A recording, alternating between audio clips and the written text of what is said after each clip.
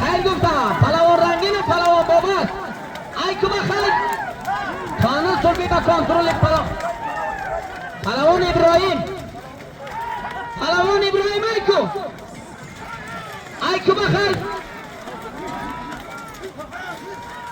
ای که بخیر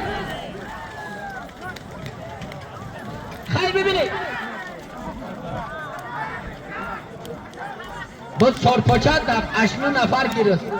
نام کسی را گرفتن بشو خیر ببینید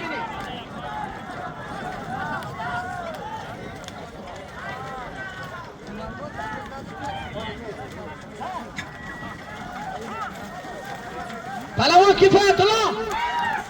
پلوان حکمت الله پلوان حکمت الله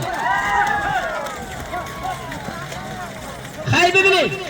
کشک بزرگ آمد پلوان رقیب پلوان حکمت الله پلوان رقیب خیر ببینید این بچه بود 4 بچه دارم اگه تم نگیری یک دیگه میگیره بود 4 بچه دارم امی تلفون صاحبش کی امره 1 کیلو کو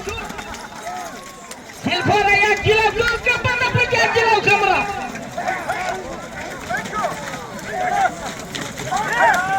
خیر ببینید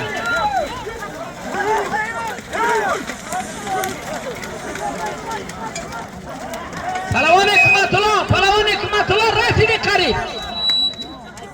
خیر ببینید پلوان کفایت الله کو 24 دقیقه داون الان کمش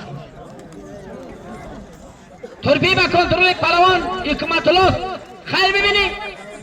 سر خطی پلوان حکمت الله سر خطی